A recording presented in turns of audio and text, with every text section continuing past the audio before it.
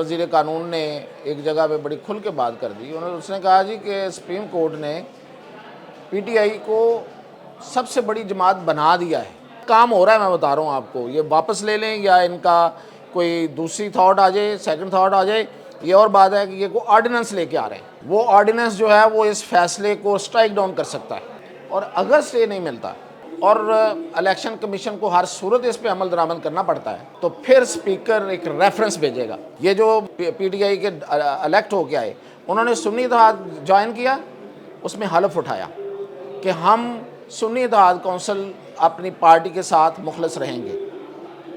اب یہ کیا دوسری دفعہ کسی اور پارٹی کے ساتھ مخلص ہونے کا حلف اٹھائیں گے؟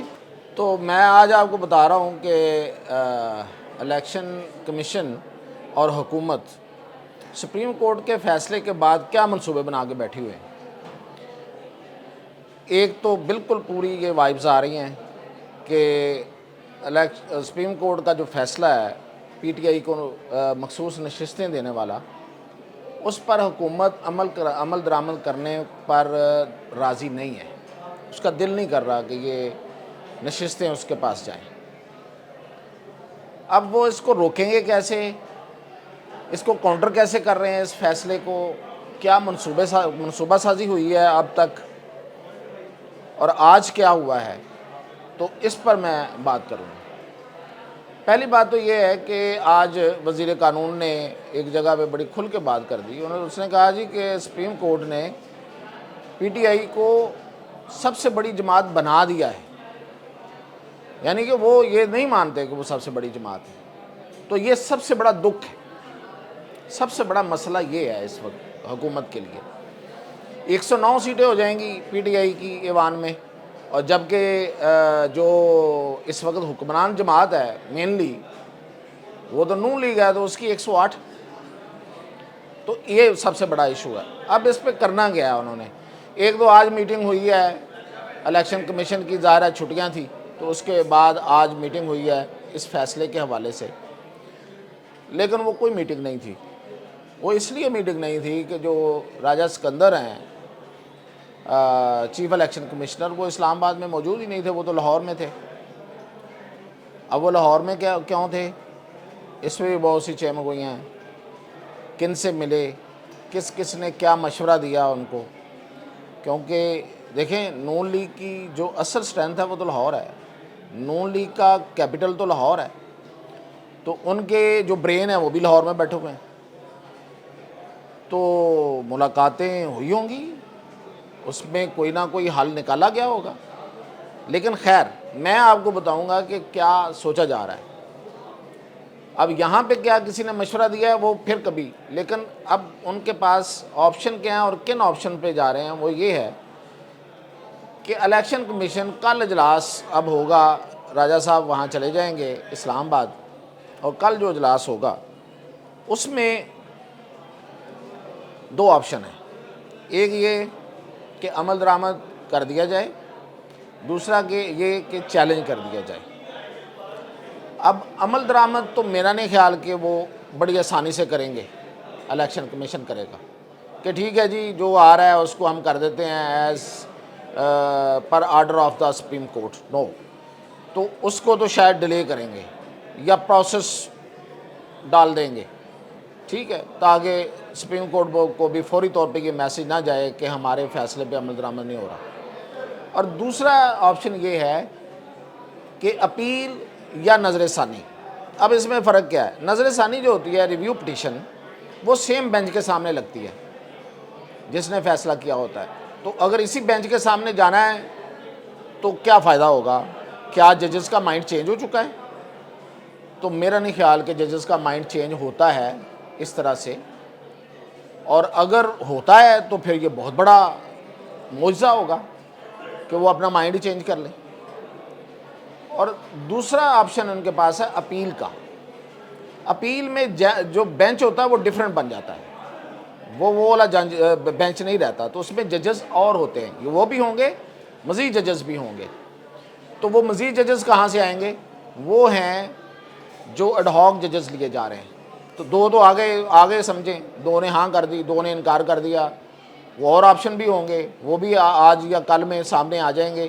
4 ججز وہ ہوں گے، کچھ اور ججز ڈال کے تو وہ اپیل کا بینچ بن جائے گا، تو وہ ہو سکتا ہے کہ اس فیصلے کو اوور ٹرن کر دے۔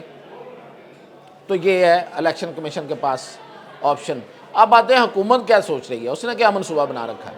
لیکن یہ حکومت جو ہے نا، وہ اس وقت تک اس نے یہ سوچ رکھا ہے کہ ہم نے یہ سیٹیں نہیں دینے دینی ان کو، جو مرضی ہو جائے۔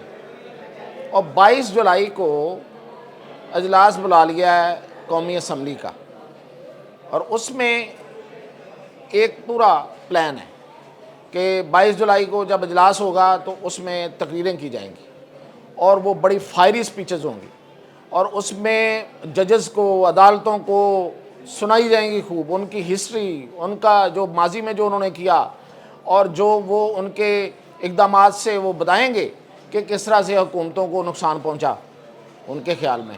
تو وہ سارا ان کو یاد کرایا جائے گا، اور پوری قوم کو بتایا جائے گا کہ یہ عدالتیں جو ہیں انہوں نے ملک کو اصل میں روک کے رکھا ہوا ہے، اور یہ ترقی نہیں ہونے دے رہی، آگے نہیں بڑھنے دے رہی۔ اور پھر اس کے بعد اس میں ایک باریک سی لائن ہوگی کہ دیکھیں ہم یہ نہیں ہونے دیں گے، فوری طور پہ یہ بات نہیں آئے گی۔ اور مین وائل ہو سکتا ہے، جس کے بڑے چانسز ہیں، کام ہو رہا ہے، میں بتا رہا ہوں آپ کو، یہ واپس لے لیں یا ان کا کوئی دوسری تھاٹ آ جائے، سیکنڈ تھاٹ آ جائے۔ یہ اور بات ہے کہ یہ کوئی آرڈیننس لے کے آ رہے ہیں، وہ آرڈیننس جو ہے وہ اس فیصلے کو سٹرائک ڈاؤن کر سکتا ہے، اس فیصلے کو روک سکتا ہے۔